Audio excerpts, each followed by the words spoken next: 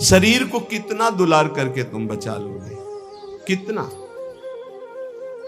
खा पी के खूब चर्बी शरीर में बढ़ रही है, नष्ट होने वाला है। एक घृणा करो इस वृत्ति से। अच्छे अच्छे पदार्थ खा खा कर शरीर को मोटा कर रहे, अपने आप को उठने बैठने लायक नहीं रह रहा है शरीर। कहो व्यायाम करो, प्राणायाम करो, शरीर को कसो, शरीर स्वस्थ, चित्त स्वस्थ, साधन संयम परायण, अभी आनंद आ जाए। भोजन तो व्यायाम, वायु ले रहे हो तो प्राणायाम जरूरी है।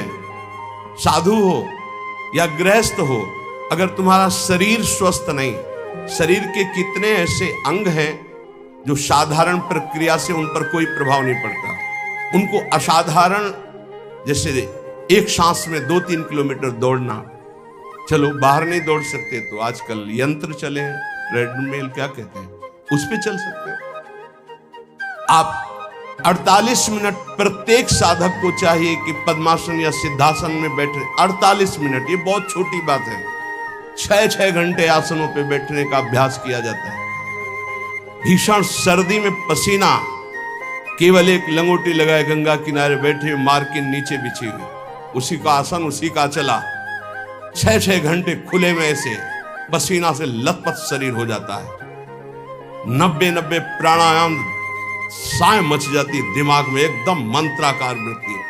परमानंद की अनुभूति के लिए अध्यात्म चाहिए। अस्वस्थता से बचिए।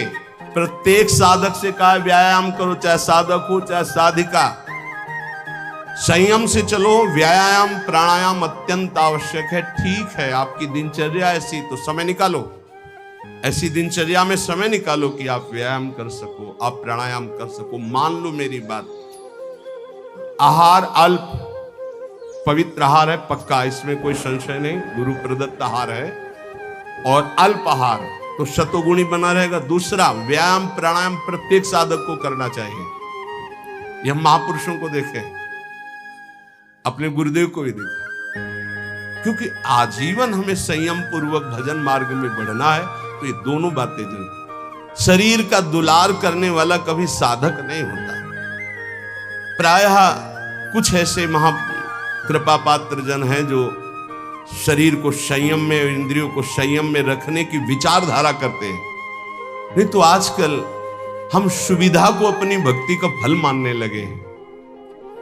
सही, हम आपसे हृदय की बात कहते हैं, भले बुरा लगे। ये सुविधा भगवान की प्राप्ति में बड़ी दुविधा है। जब तक भगवत प्राप्ति न हो जाए तब तक सुविधा का भोग न करें। हम धन्य घड़ी वो मानते हैं जब हमारा जीवन असुविधा में व्यतीत हुआ है। 20 वर्ष हम धन्यवाद प्रभु को करते हैं कि वो समय हमको दिया जो हम जानते नहीं थे कि वही सुख का साधन है, वही सुख का साधन है। हम नहीं समझ पाए थे, हम उसे समझ रहे थे, हमारी कसौटी कसी जा रही, लेकिन आज हमको समझ में आता है कि हमारा वरदान का समय वो था।